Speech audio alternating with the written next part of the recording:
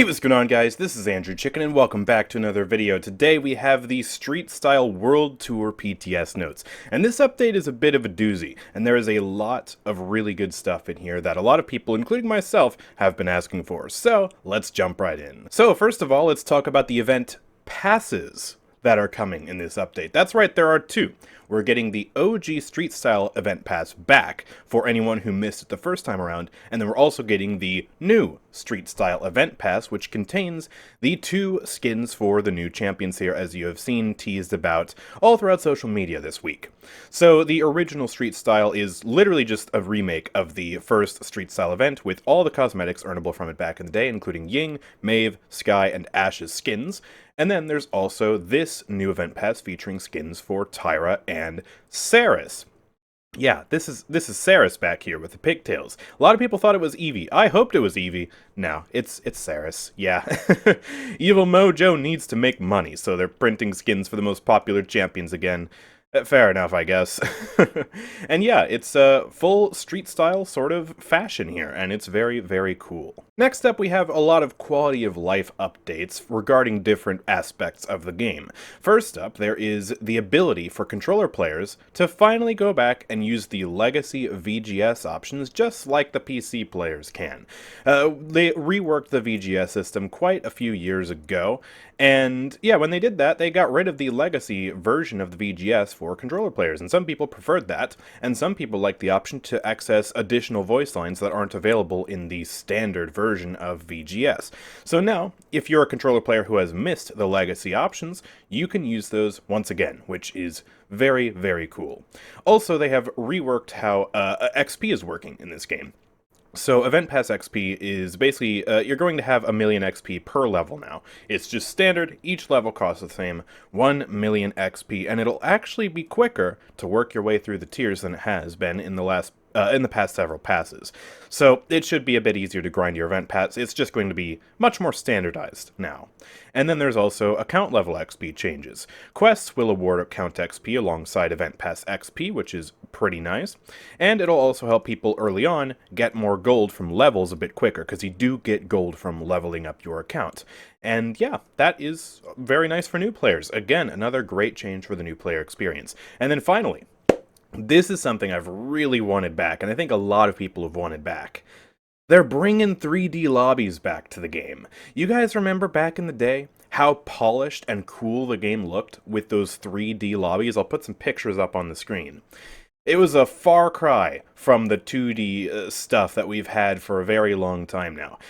And yeah, those 3D lobbies are coming back, so the game is going to look so much more vibrant and alive when you're navigating the menus now. I can't wait for that, personally. And yeah, this is going to be, the first one is going to be a glimpse of the Squadron Isles while they await the next match, and they will try to bring it to other menus. So this is just the main menu right now, the home screen. This won't be for the champion screen or the store screen or anything like that yet. They're investigating it. They're probably going to bring it back in a future update. Now we've got some fantastic map updates. Last patch, they did a bunch of really nice map work to try and make Stonekeep and Frog Isle feel a little bit better. This update, they're extending that love to Dawnforge and Warder's Gate with possibly the biggest minor map rework sort of thing that we've seen in a hot minute. So as you can see on my screen right now, Dawnforge is getting a new update. And it's just one aspect of Dawnforge for now. They don't have a dedicated map designer or anything like that, so they can't do a full rework of Dawnforge, but at the very least, they can make existing Dawnforge feel better to play on, and that's exactly what they've done with this change here. So, these boxes act as stairs that you have to manually jump up. Jump 1, 2, 3, 4 times to get to the high ground. It was not very fun, it was clunky, and yeah, it just wasn't really good map design. And they have improved that by adding a ramp. They've just replaced the boxes outright. They've added a lamp. They've also made it brighter over here with the addition of this lantern on the bottom of the stairs. They've added a railing, the whole shebang. And yeah, it should just be nice, quick, and easy to get up to the high ground now. And also, there is a bit more cover over here too, because this lamppost will, I assume, block shots. I mean, sometimes you can shoot through weird map elements. I don't think you'll be able to shoot through this. But yeah, this should make Dawnforge just a little bit smoother, a little bit cleaner. And if you don't have high mobility, this will be really nice. Because, yeah, if you had high mobility, you could kind of just skip these steps and, like, poppy bomb up to the high ground or something. But if you were playing Tyra, yeah, you were forced to just jump, jump, jump, jump. This is going to be a lot nicer now. So, yeah, huge kudos for that. Then after that, we have a Warder's Gate and Jaguar Falls bug fix. And this Warder's Gate bug fix is actually pretty huge. So, Warder's Gate portals have been bugged ever since the map got reworked. If you had multiple players trying to go inside the portal at the same time, some players just wouldn't be able to go through the portal, and they'd have to back up and then re-enter the portal for it to work. And this was mostly noticeable at the start of a round. If your entire team went around the left side of the map and all of you tried to go into the portal at the same time, the portal would just not let you. So this was in stark contrast to portals on any other map in the game. Timbermill is the main example, but also anywhere else that has portals, really. They were working just fine, but Warder's Gate was not. So they have fixed that. They have fixed the portals. You can now enter the portals simultaneously. Absolutely fantastic bug fix. And then on Jag Falls, this is probably the smallest thing here. They fixed some weapon collisions around the trees on the Jaguar side of the maps that prevented weapon shots from passing through the empty spaces between the branches. So just a minor bug fix to wrap things up. Now, there's actually a second blog that they published yesterday, which talks about the arcade and game mode adjustments. And this is actually pretty huge, and they aren't listed directly verbatim like this in the patch notes. Instead, they just linked this blog, which, in my opinion, they probably should have just reposted these changes anyways into the patch notes instead of linking the blog instead, just to make it so that everything is in one place. But yeah, don't miss this. If you're scrolling through the patch notes, don't miss this blog link. This is pretty important. So there's a lot of stuff coming to game modes, and actually a lot of improvements to some of the lesser played game modes to try and make them feel better. So this is also going to be pretty cool. First of all, Arcade 2.0 is coming to the game, and this is, it's not a perfect solution, but it is a way that they're trying to tackle the issue of having too many queues in this game leading to worse matchmaking, because the sad truth of the matter is, we are, what, 8-9 years into Paladins' existence? Like, this game has been around a while, and it's just not as big as it used to be. So, yeah, this is basically agglomerating all the game modes in Paladins except Siege into one queue. So on the main menu, you'll just see Siege and then Arcade. And Arcade is going to feature Onslaught, Team Deathmatch, Payload, King of the Hill, and Survival in the queue. And you'll just have a random chance to get any of those modes. And as you can see here, these modes are weighted, so their appearance will basically scale based on their existing popularity. Onslaught is the most popular mode, and so it'll be available 30% of the time. Team Deathmatch, 25%. Payload, 20%, King of the Hill, 15%, and then Survival at 10%. And I imagine if, with the Survival changes, if people still don't really like Survival, I imagine this will probably be cut, and then King of the Hill, Payload, all of that will just have their odds improve, so you'll have a greater chance of getting what you want. So, yeah. This obviously is going to be huge because with just one queue, with everybody lumped into the same queue, you'll have a greater chance of getting better matchmaking. Because think about it, if I am a Grandmaster player and I'm only queuing for Onslaughts, then I am not helping out the matchmaking in Payload, or Team Deathmatch, or King of the Hill, etc., right? I'm only helping Grandmaster players find other Grandmaster players in Onslaught. But if I, as a Grandmaster, queue into Arcade with every other Grandmaster who wants to queue for something that's not Siege, then there's a much greater chance that we'll get a lobby with multiple Grandmasters in it, and it'll be fairer matchmaking, instead of having one Grandmaster versus a couple of gold players, a bronze player, and a silver player. You know, something like that. But the downside obviously is, I have to point this out, you're not going to be able to select which mode you want to queue for anymore. That is the biggest downside, and that's why this isn't a perfect solution. If you want to only queue Payload, you can't do that anymore. If you want to only queue Onslaught, you can't do that anymore. But at the same time, as it currently stands, they have been rotating queues in and out, so there's only been like 2 game modes besides Siege available at any given time.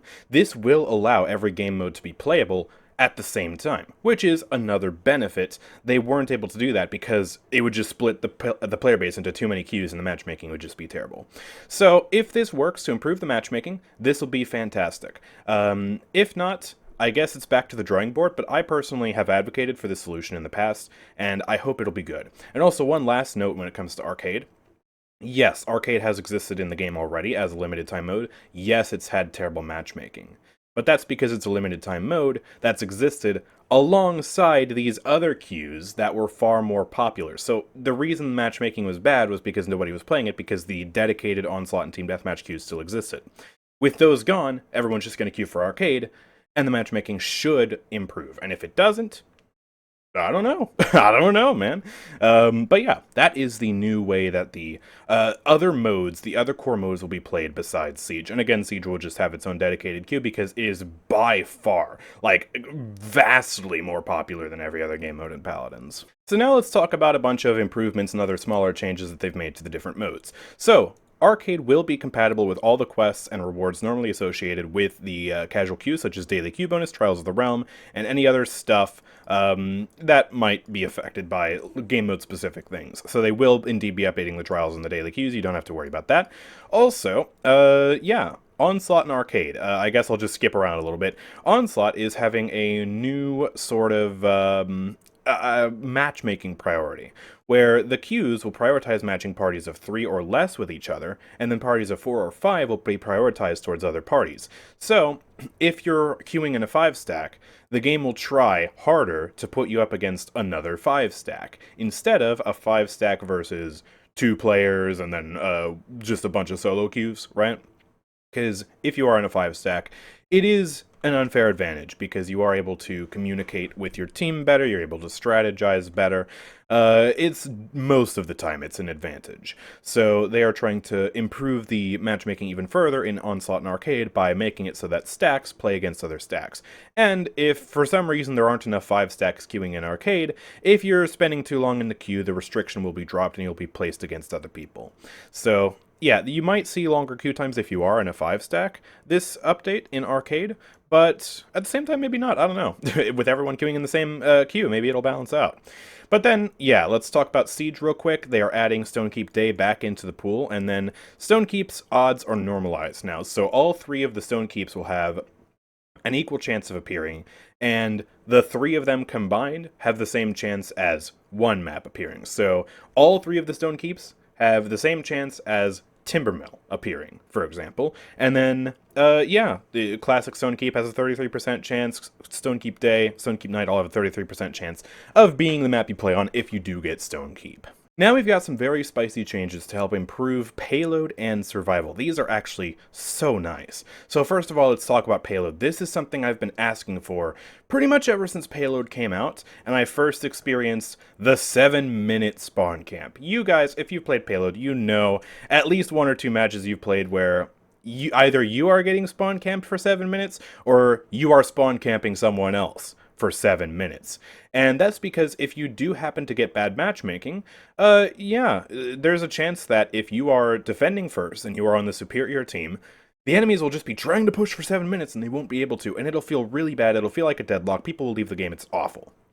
So one way to fix this, that every other hero shooter has, TF2, Overwatch being the main ones, is they have checkpoints in their payload maps. So basically now, in Payload, in Paladins, the way this is going to work is the first attacking team will have 3 minutes at the start, down from 7 minutes. And if they reach the first checkpoint, then they will gain an additional 2 minutes. And then if they reach the next checkpoint, they'll get another 2 minutes, and then they will just have to push it the rest of the way there.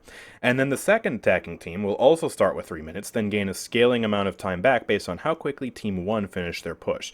And I imagine if there's a case where Team 1 is just cracked and pushes it in 2 minutes flat, I imagine you won't start with 3 minutes, but that's a super edge case.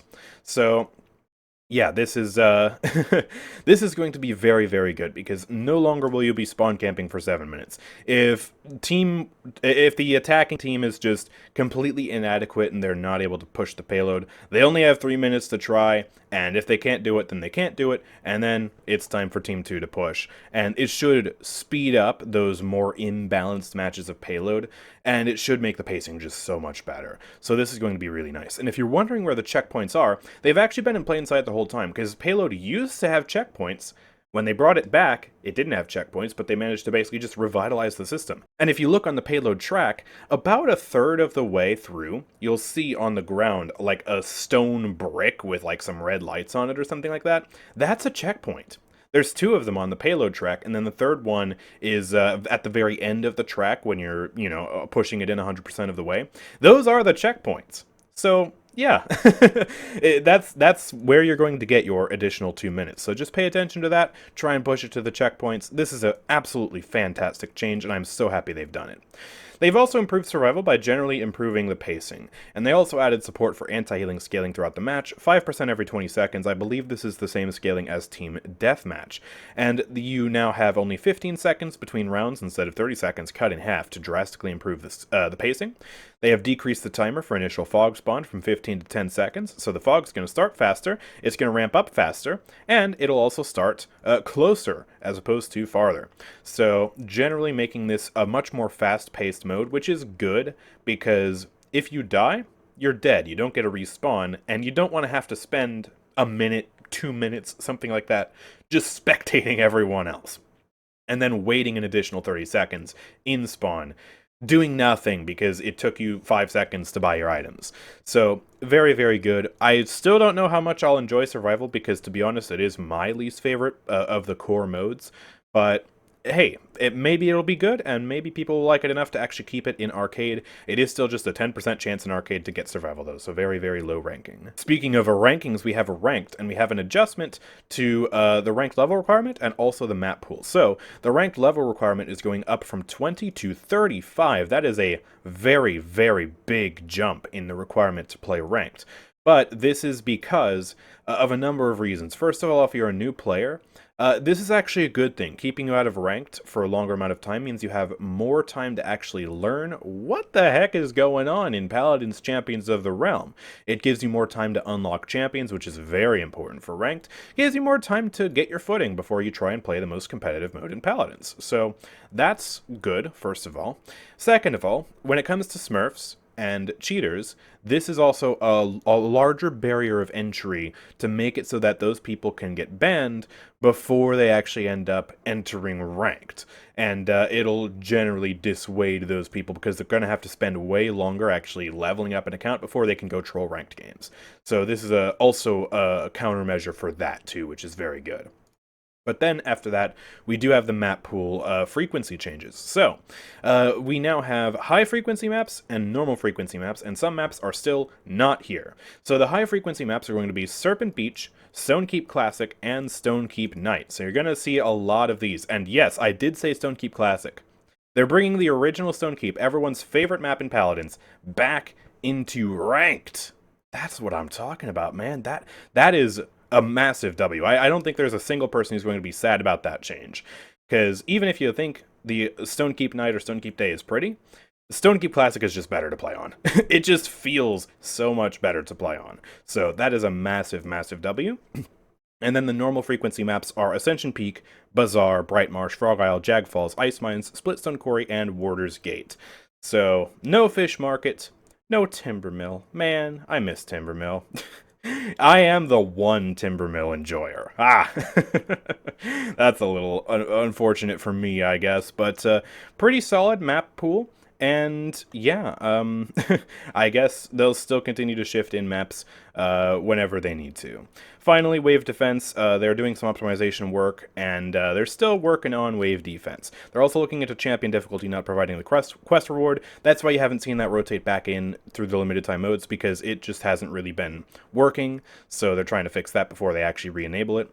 And with Arcade's permanent status, they also have room to offer Wave Defense public beta on a 24/7 cadence as well. So if you want to play publicly with some parties in Wave Defense, you can do that again. I guess it was popular enough to warrant that, so hey, that's fantastic. Glad to see that come back. Now it's finally time to talk about balance, and there's a lot of very juicy stuff in here, and you've already gotten a sneak peek of that with the talents they were showcasing, asking for early feedback on, and they have made some adjustments to those talents, which we will see in the patch notes here, and once we actually get to play with them on the PTS, they will experience further refinement. So all of this is subject to change.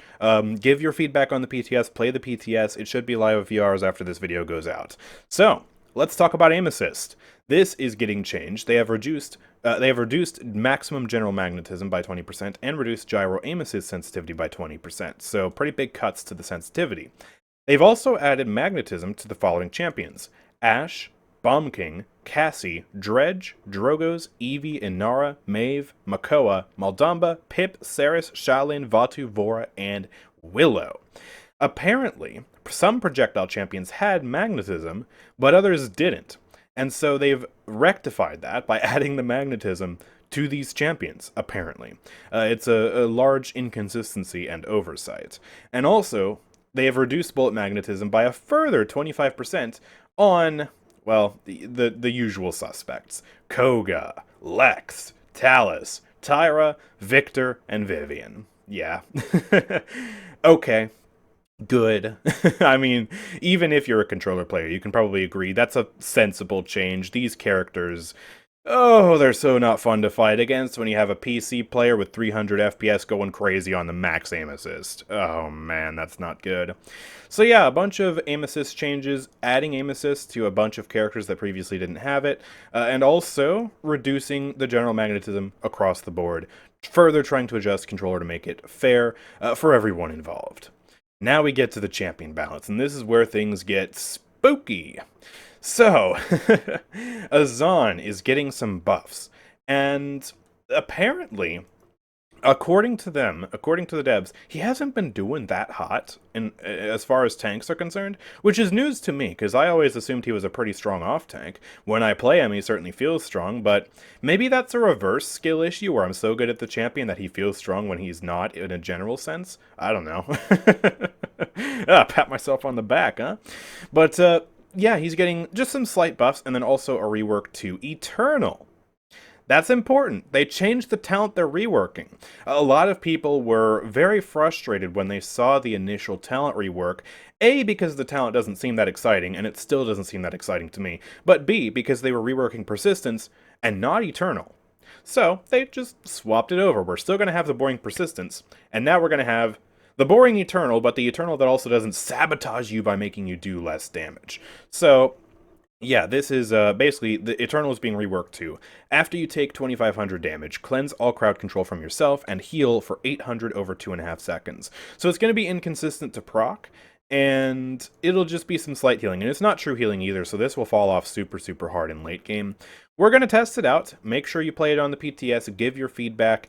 It's one of the talents of all time. At least they're trying, though, and it will be better than Old Eternal, because remember, Old Eternal made it so your ire didn't decay, but at the cost of losing the bonus damage you get from being above the ire threshold, so basically just shooting yourself in the foot.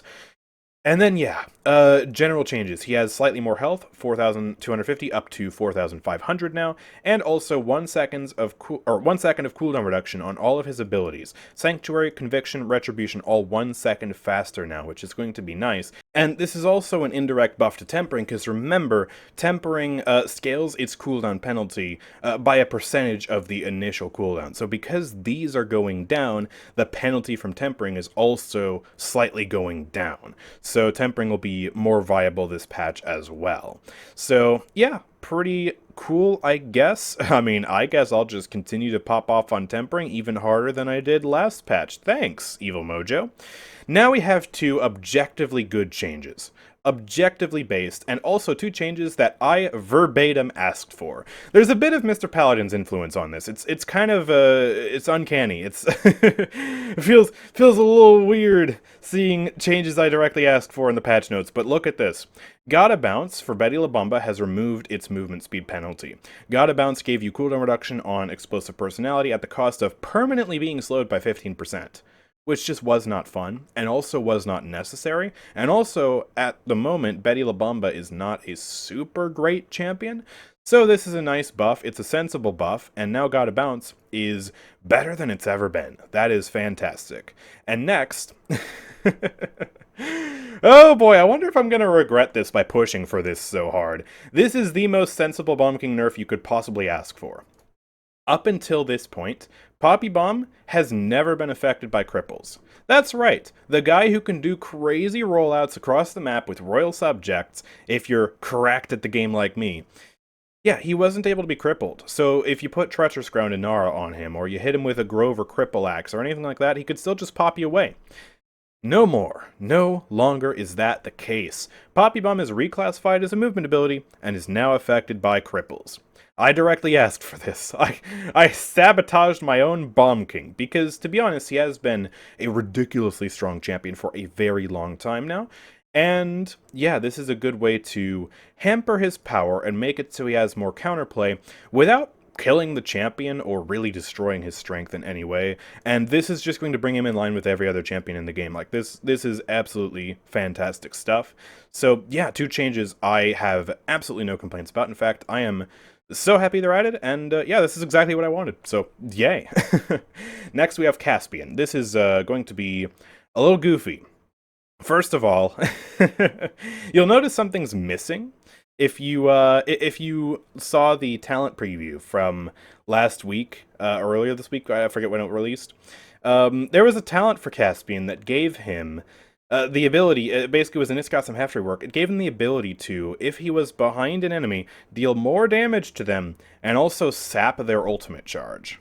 This was bad on so many levels. First of all, nobody asked for an ultimate sapping mechanic in this game. Not fun, at all. Second of all, this was going to be ridiculously inconsistent, because, first of all, actually calculating whether you're behind somebody is tricky business with Paladins hitboxes. It was bound to be inconsistent, but also, the enemies generally tend to pay attention, so if they just turn around and you're attacking them from the front, you're playing Caspian without a talent. So this was bad on so many levels, and it's just not here. No more back shots Caspian. It's gone. So, yay. Back to the drawing board on that one. That one was a little bit too spicy for this game. However, Everywhere at Once is getting a sort of rework too.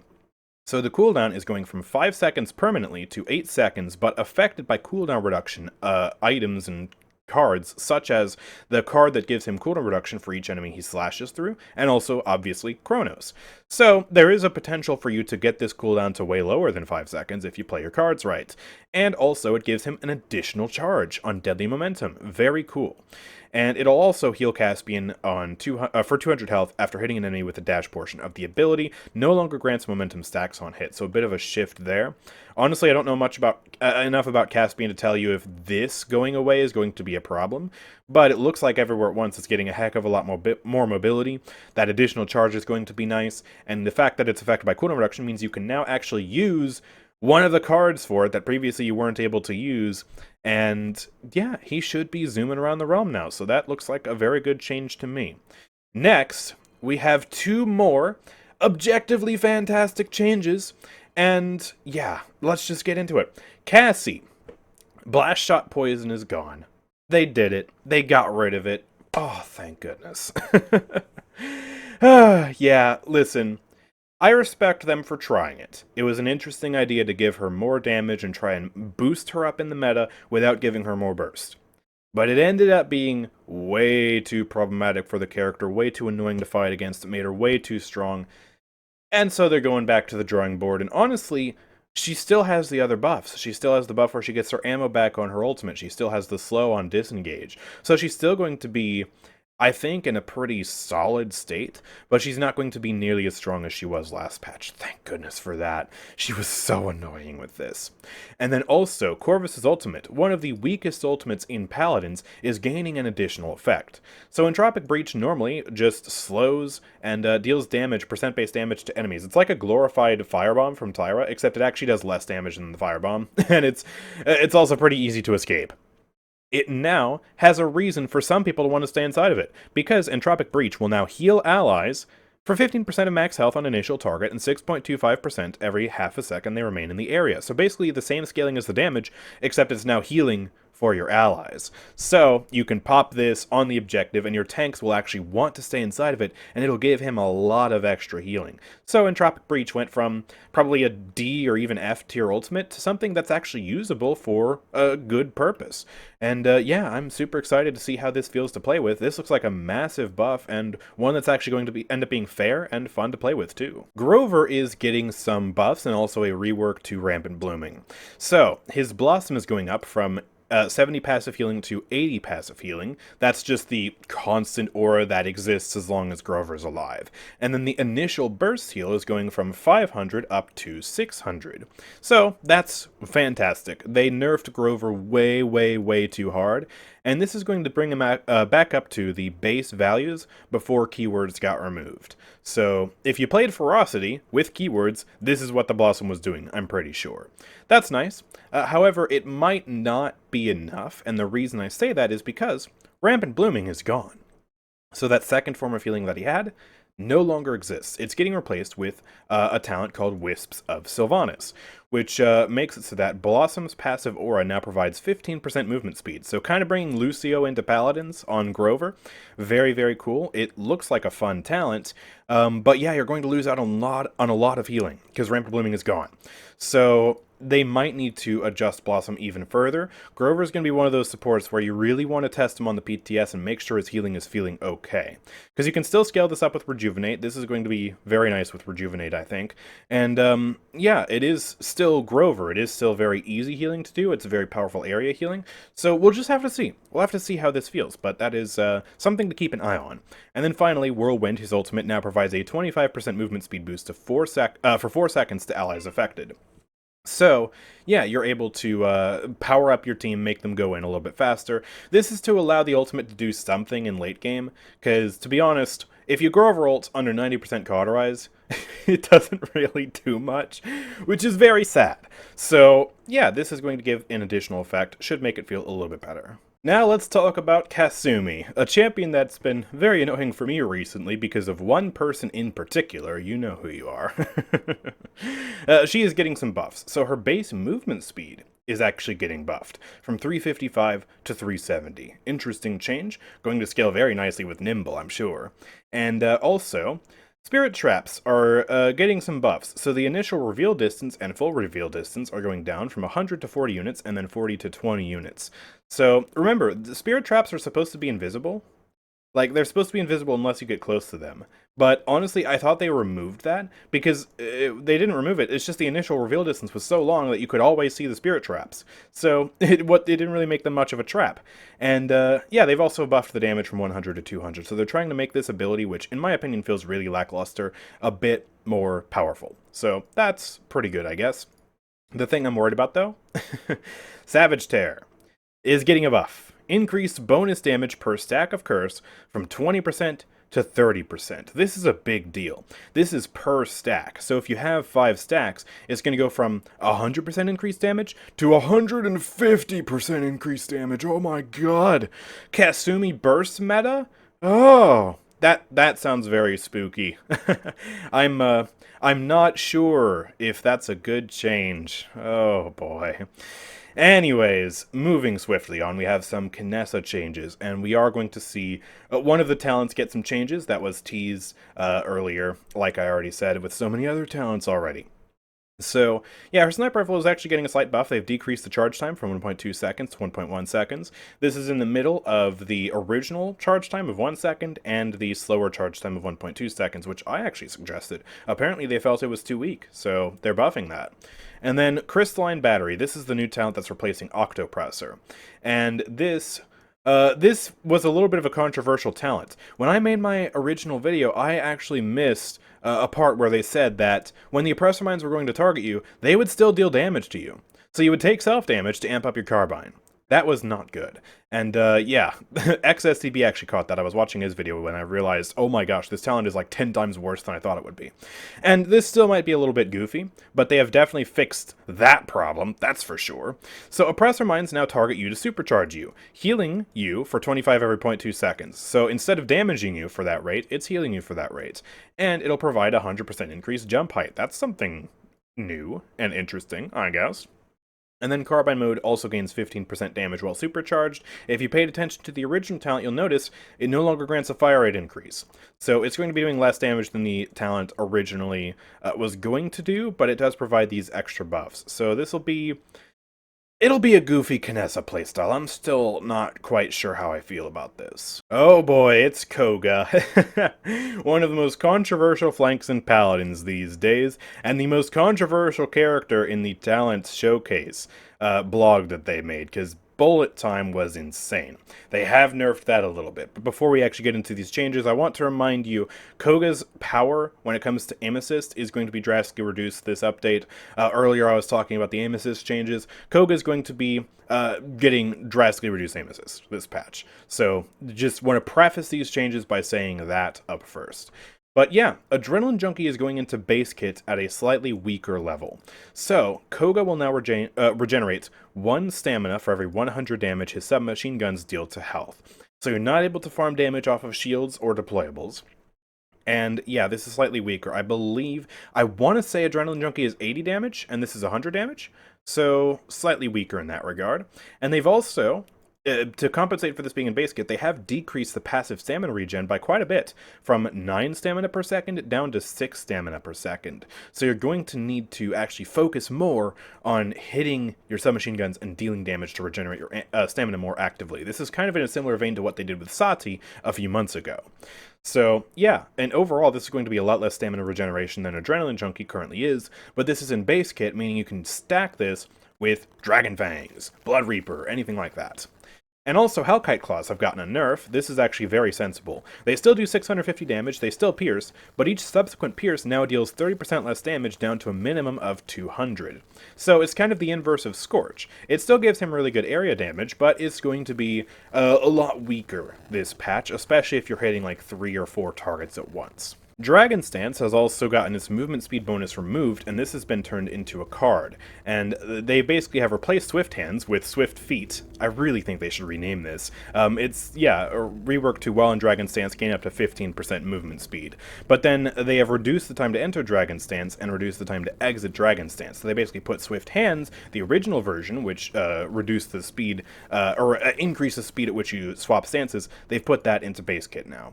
So yeah, pretty nice Dragon Stance changes, I guess. The reason why this is so good is because it makes it so that you can actually play more of a hybrid playstyle more effectively. You don't need to specifically build for it. You can just use his claws now.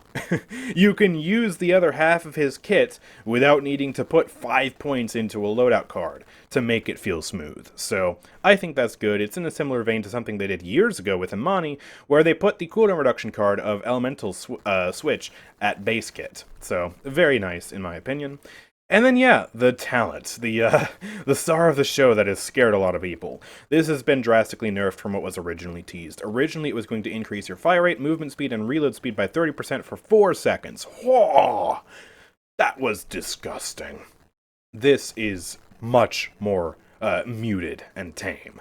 This only makes it so that after using Shadow Step, you increase your fire rate and movement speed by 20% for 2 seconds.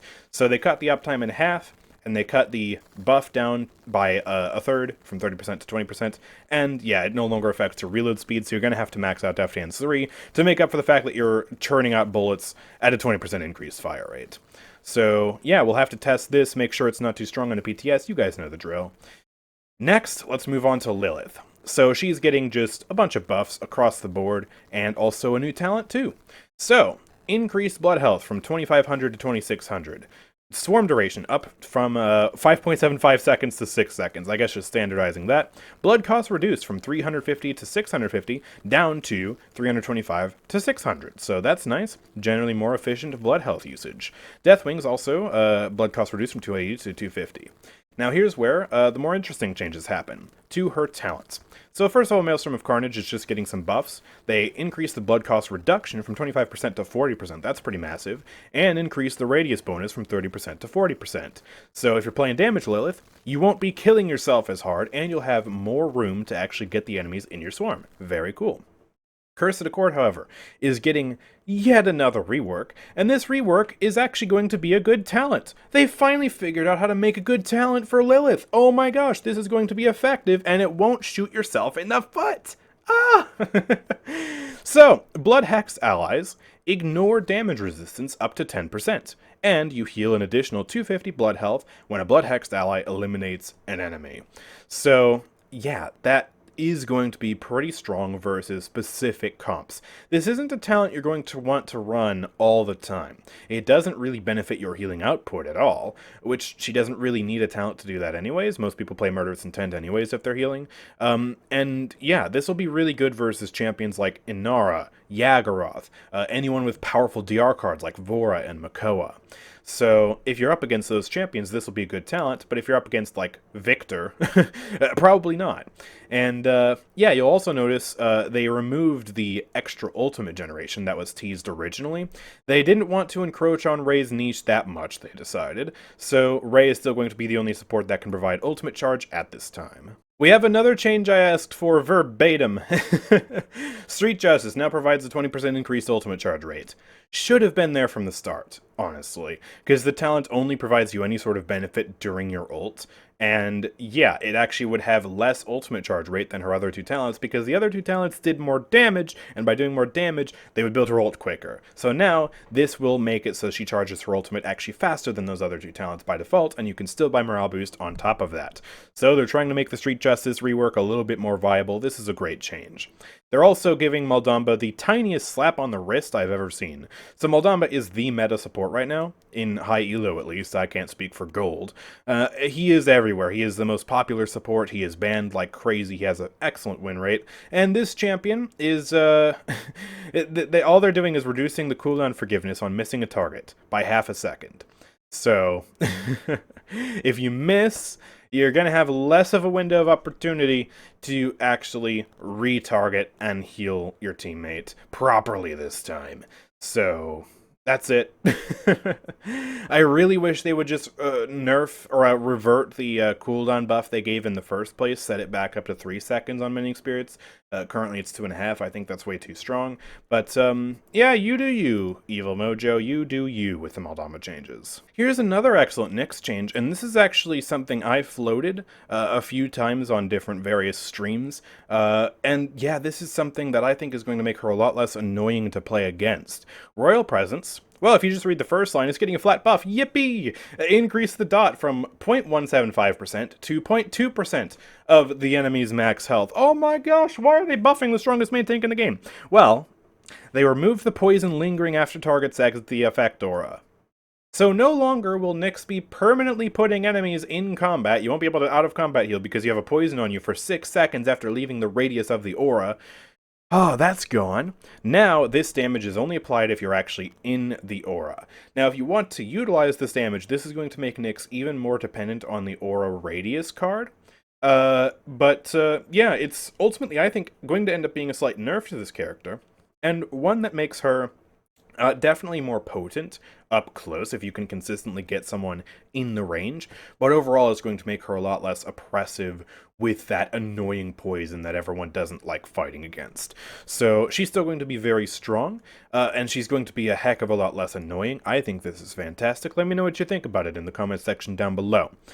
And now we get to some crazy changes for Octavia, so quite a lot of stuff here. First of all, her marksman rifle is getting a lot of changes. They increased the minimum hipfire accuracy and the maximum hipfire accuracy to make it so that your shots will have a tighter spread. And now you should actually be able to use your hipfire and hit the enemies and not be drawing an outline around them. It should be viable for the first time ever, I think. And they also fixed an issue where Octavia's fire rate was faster than intended, so it will be firing a little bit more slowly, which will also inadvertently help make it a little bit more accurate. And they also drastically reduced the recoil and screen shake from 3.5 down to 1. That's a pretty major change, cutting it down by more than 66%. Whoo-wee! So that is big. So she is going to feel a lot better. Her handling on her marksman rifle is going to be immaculate this patch, which is good because I think she's generally a pretty clunky champion right now, and this is going to cut down on that. Also, abilities are getting some changes. Pretty spicy, exciting changes. So, the old talent Hell or High Water is being put into base kit in terms of the healing that it provides. So, Commanding Leap, just by default, will place a rally point on landing at base, providing 250 instant healing and 25 every 0.15 seconds to yourself and allies within. The ammo, the infinite ammo that Hell or High Water provided, is not going into base kit. So this is just the healing, not the ammo. Distortion Field is also having its cooldown reduced from 18 seconds to 16 seconds, and here's the interesting thing. Allies have 300% increased jump height when initiated from within the dome. That's pretty cool. Seeing some jump height increases. We got a bit of support Octavia here with a distortion field. Distorting your movement too, it seems. So you're going to have a new way to actually gain some mobility on this character when you're not using Commanding Leap. And your allies will be able to use this too. So I'm very curious to see what people are going to figure out with this change. And also enemies within will have their airspeed reduced by 15%, so a little bit more sabotage on the enemies too. Now, we have some card changes and some talent changes. So Got Your 6 increases the duration of Commanding Leap's rally point by 1/4 of a second per tier, replaces clean shots. And forward operating base. Allies within your distortion field now have 4% cooldown, crowd control reduction. So up to 20% crowd control reduction when you're inside the field. And I believe this is replacing the cooldown reduction card for distortion field. I'm pretty sure. Someone can double check that. But yeah. Finally, the most interesting change of them all, except possibly the distortion field change, Paratrooper is the new talent replacing Hell or High Water. Octavia can now float for 4 seconds, gains 50% air control, and deals 10% bonus weapon damage while in Commanding Leap. So her float passive is going to last longer now. She's going to gain additional weapon damage for the entire duration of Commanding Leap. And yeah, better air control in general means she's going to be zipping around in the air faster, and this will obviously stack with the jump height from Distortion Field. It'll have a nice synergy there.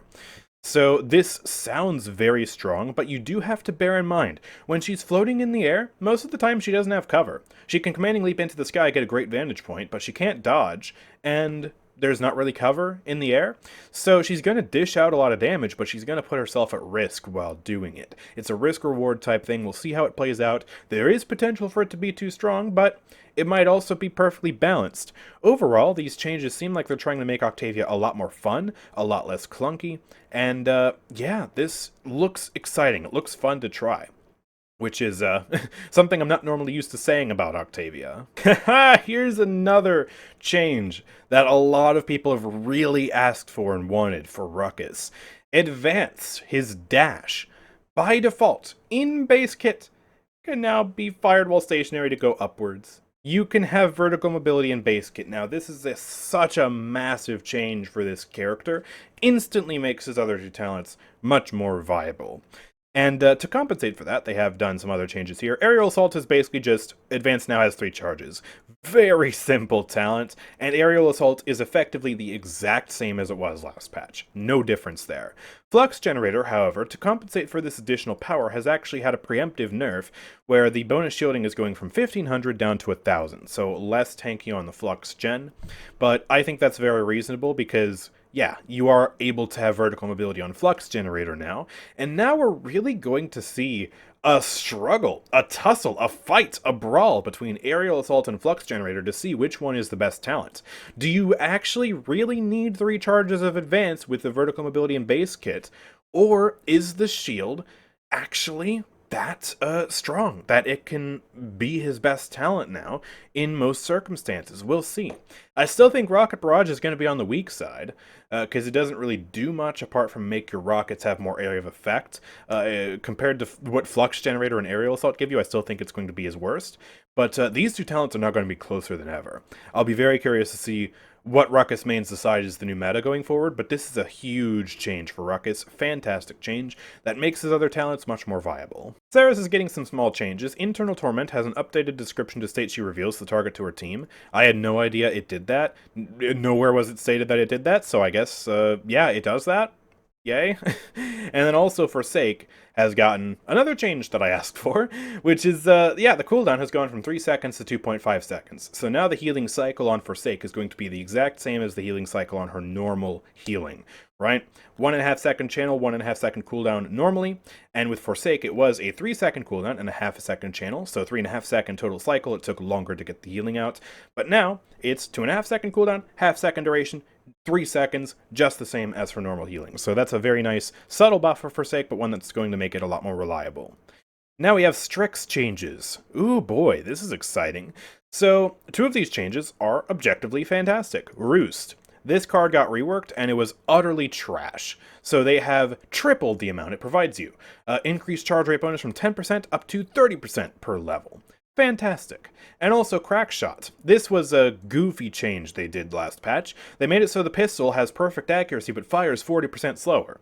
So they basically gutted the DPS of an already pretty meh weapon. It literally did like 660 DPS or something like that. It was awful.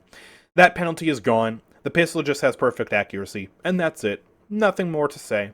So, yeah, that's a good change as well, because the pistol really did not need that nerf.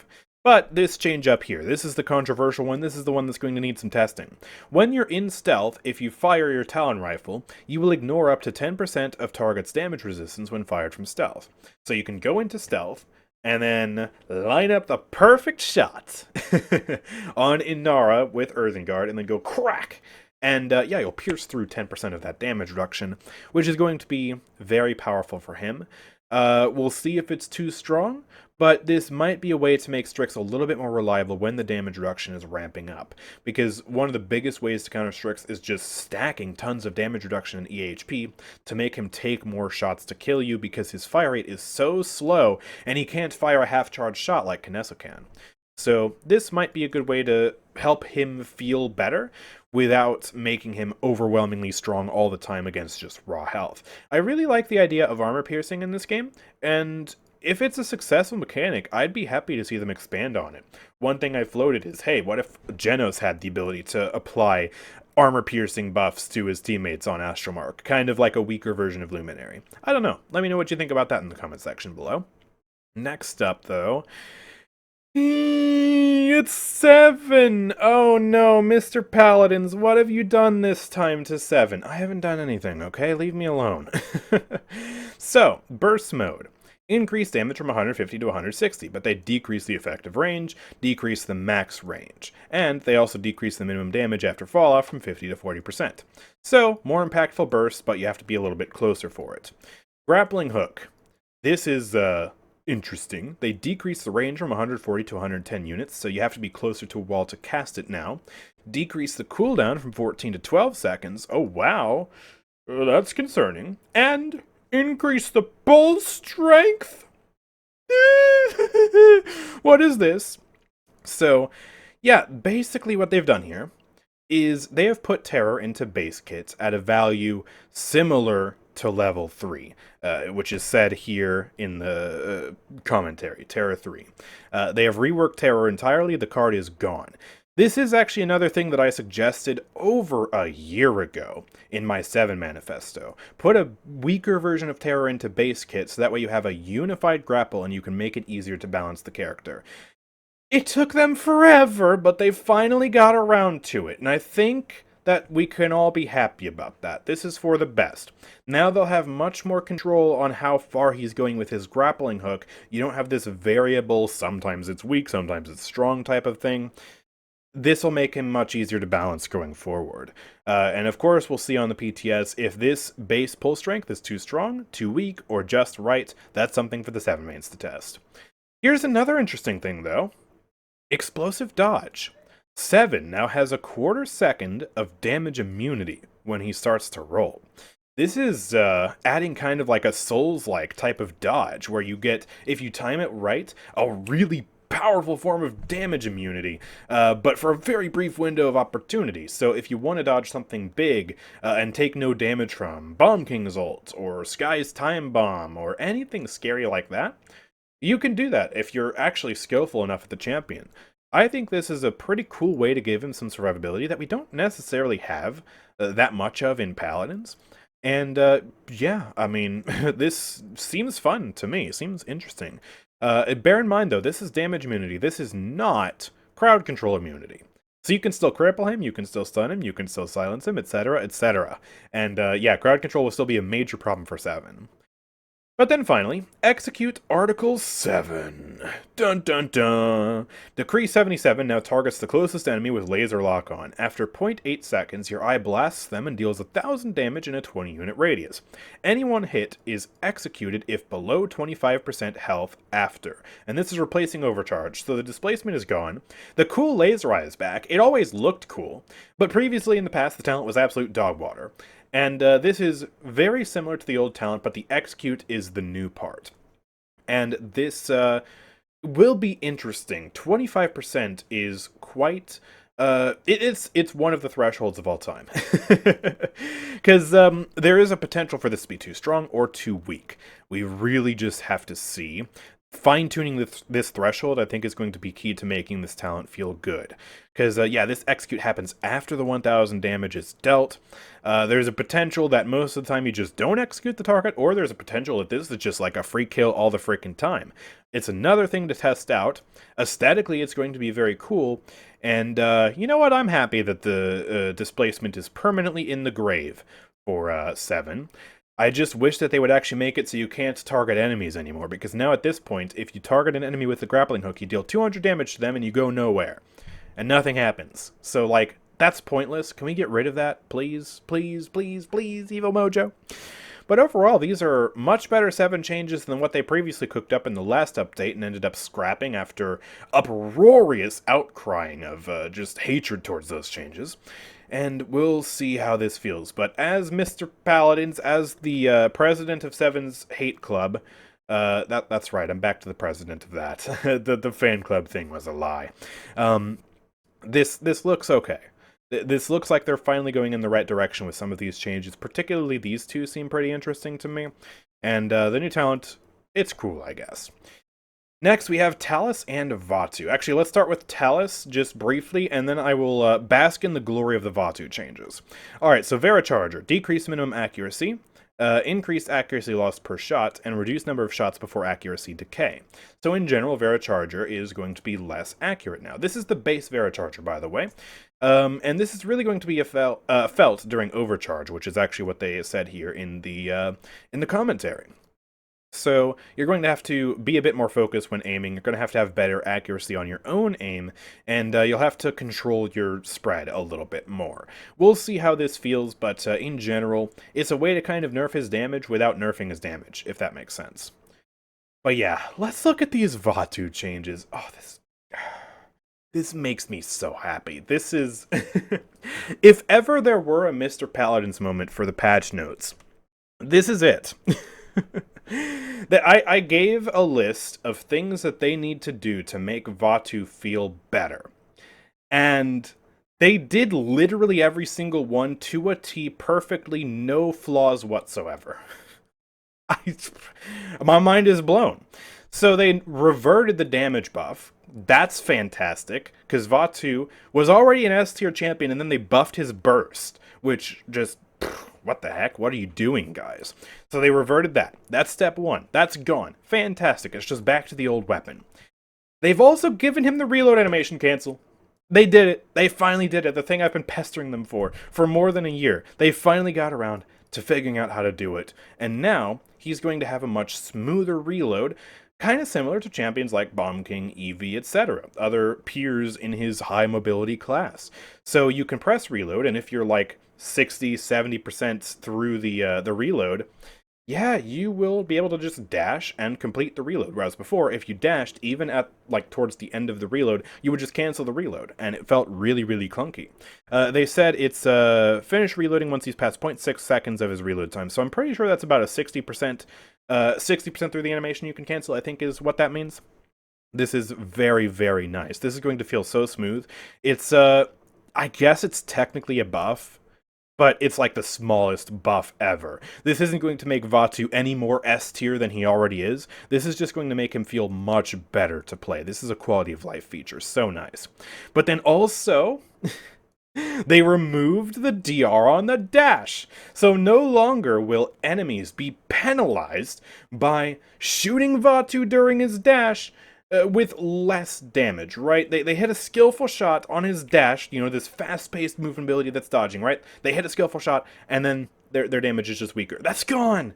It's gone! Finally, yes! And it's going to hurt his survivability a little bit, but he still has powerful DR cards intact, so it's not like he's going to be squishy all the time now, but it is going to hurt a little bit. And considering he's really strong, that's good.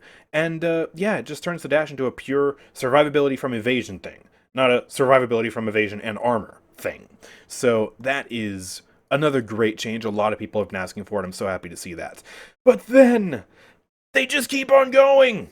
Enveloping Shadows. This is something I suggested when they were reworking it initially. When they put the internal cooldown, I was like, hey, wait a minute. If we want to rework Enveloping Shadows, if we want to make it weaker, why don't we just make it on a per kunai basis? They made it on a per kunai basis now. So there's no more internal cooldown. Instead, it's just reduce the cooldown of your basic abilities by 3% for each kunai that hits an enemy. So if you're up close to an enemy and you're consistently hitting 3 kunai, you will get 9% per every single time. But if you're at range and you only hit 2 kunai, you're only going to get 6%. And if you're really trying to snipe and you only hit 1, you're only going to get 3% cooldown reduction on your basic abilities, which is not a lot. So it rewards your aim, it rewards your skill, and it encourages you to get up close, but it'll also be much more consistent now than when there was an internal cooldown. So this is just going to feel so much better, so much more fair. It's just, mwah. These Vatu changes, in my opinion, are the best changes of the update, because they literally added everything I wanted, and Vatu is going to feel so good next patch. He's going to feel a lot more fair to play against, because obviously the damage is going down and the DR on dash is removed, but this quality of life on Enveloping Shadows and the reload animation cancel is also going to feel fantastic to play with. So I'm so happy to see this. This is just really good stuff right here. Really, really good stuff. Now on to more boring changes. Viktor. Burst mode. Decreased hipfire recoil. Decreased accuracy loss on hipfire. Actually by quite a lot. Holy crap. So, yeah, more accurate burst mode has a specific issue when it comes to usability on keyboard and mouse, apparently, so they're adjusting the hipfire to be more consistent and controllable. And then also Vivian's light machine gun. They will remove the camera shake while Vivian is using precision sights. So if you scope in, no more camera shake. You just have the recoil to deal with. It should be a lot easier to hit your shots now, which is pretty neat. Yeah, these are a lot more boring. I'm sorry. I can't really hype these up as much as I did the Vatu ones. But yeah, moving on, we have Vora. Tendril now has 2 charges at base. That is something a lot of people have been asking for a very long time now. This is going to make her a lot stronger. You can still play, what is it called? The damage talent, the one that gives you increased damage on Dark Siphon. I'm blanking on the name. And you will have 2 charges of the Tendril base now, with a cooldown of 12 seconds. That'll be very powerful. But Vora is still on the lower end when it comes to the win rates of the flank class, despite being perceived as strong for for different reasons, right? Like the DR card rework and stuff like that. So, yeah, we'll have to see how strong she feels if this is balanced or not. But she's getting new talents. 2 new talents. Parasitic Pull is replacing Relentless Presence, which was the double Tendril talent. This is, it's still boring. My opinion on this is still what it was when they initially teased it. It has a whole, it has a whole bunch of bloat. It does a whole lot, but it also does nothing at the same time. Tendril can now target allies. Okay, so you can leech Jorgos' mobility. That's probably the most exciting thing here. Hitting allies with Tendril provides them your Tendril card effects. So if you decide to run the DR card or the shield card, you will give your teammates that. Otherwise, if you aren't actually running those cards, then this is completely pointless. You can ignore this entirely. Hitting enemies with Tendril does 225 damage over 1.25 seconds. A very tiny amount of damage, and you have to hit the enemy with the Tendril in order to do it. So, do you want to hit the enemy with the Tendril, or do you want to just Tendril to the high ground and, like, you know, actually get the vertical mobility out of that, too, and actually use the movement ability properly? I don't know. I don't know when anyone is ever going to use the damage on the Tendril, but maybe we'll find a purpose for it. But it seems utterly... This talent just seems utterly bland to me. Let me know what you think about it in the comments. Maybe I'm coming at this from the wrong way. But I'm much more excited about Eclipsed Affection. This is replacing Deafening Silence, which was a notoriously bad talent for Vora. Reduces Obliteration's cooldown by 2 seconds. That's pretty cool. And also, you will reduce the cooldown by 50% after earning an elimination. So kind of like Rogue's Gambit style stuff here. It's not a full reset, but that is because Obliteration is overall stronger than the Pounce because it has that damage immunity attached to it.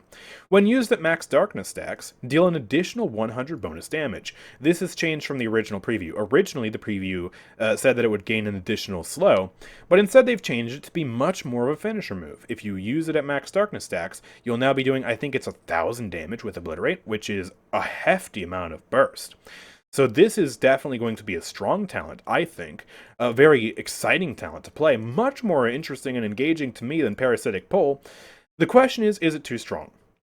Again, we're going to have to test it, but this looks much more exciting than Deafening Silence. And then finally, we get to Willo, the last balance change here. Pixie Dust is her passive now. It has a unique name and description. And it's also getting weaker. After 4 seconds of use, Willow's fall speed reduction decreases from 90% to 75%. So, if you're up in the air for more than 4 seconds, the game will try and force you back down to the ground a little bit faster. Less uptime on it, and I think that's fair considering that otherwise, she basically has like permanent flight going on, and there's no like thrusters or booster fuel that she has to worry about, unlike Drogo's. And then also, Blast Flower is getting a massive nerf. Reduce the maximum stacks of your damage from 4 to 3. So your max damage is going to cap out at 3, and it's going to be like 100 less damage per shot or something like that. That's a pretty hefty nerf. She's still been a very, very strong champion for a while now, and that's why they're giving her another round of nerfs. Will it be too much? I don't know. This Blast Flower nerf definitely seems very, very potent, though. We'll have to keep an eye on that. And yeah, there are also some known issues going into the PTS here. So all the new skins are missing their VFX, Street Style Seris' first-person arms are using the wrong textures, Pop Royalty Tyra's lobby mesh is using the wrong textures, both of Tyra's weapons are disabled due to missing their first-person models entirely. Street Style World Tour Event Pass is not progressing, skin previews are using the wrong pose, and the Event Pass menu is using the wrong background. So known issues are basically all just tied to the Street Style Event Pass. And I'm sure if there are more issues that show up on the PTS, they will either be added here or they'll make a tweet about them on X or anything like that. So yeah, that is it for these patch notes. A heck of a lot of stuff going on. Crazy amounts of balance changes. There's actually a lot of really good stuff here. I think probably the most dangerous thing in regards to this balance is still going to be mostly just the talents that are getting reworked and the new talents that are replacing them. Because a lot of the raw balance changes, honestly, are pretty good. Like clamping down on the Pierce for Koga, literally everything that happened to Vatu, Street Justice buff, Mending Spirits nerf, Nyx Change, all of that is great. They just might have cooked a little bit too hard on some of the talents, but they have gone through and already, before the PTS even came out, adjusted some of these talents to try and fit them better based on community feedback. So yeah, that's obviously fantastic, and a lot of the other stuff coming this update is pretty good too. I'm excited to see the skins, even though, to be honest, I am a little bit disappointed that they're Tyra and Sarah skins, because I wanted skins for champions that haven't gotten skins in a while. I'm still holding out hope for Santa Barrack this Christmas, but we'll see if that happens. But yeah, there are also some fantastic map changes. I'm super excited to play on the ramp on Dawnforge. And yeah, also can't forget the mode updates as well. Payload getting checkpoints, Survival getting new features, Arcade being the new main mode to try and improve matchmaking now and also make it so every single mode can be active at the same time. This is going to be a banger of an update, I think. 3D Lobby is returning too, by the way. it all looks very good, very nice. So let me know what you think about this in the comment section down below. If you like this video, of course, make sure to drop a like, subscribe if you're new around here. I'm going to be making a ton of videos on all of these changes once the PTS drops, and I'll also be streaming it live on Twitch. So head on over to Twitch, link is in the description. I'll be going live in a few hours whenever the PTS releases, and we will be trying all these changes live, so don't miss out on that. Lastly, if you want to support the channel, and also you want to buy crystals in order to buy this new event pass, then make sure to do it over at my Nexus, nexus.gg/AndrewChicken. There you can buy crystals and support the channel directly in the process, officially affiliated with Evil Mojo 2, so I'd really appreciate it if you would check that out. With all that being said, thank you guys for watching. I will see you all next time. Peace out.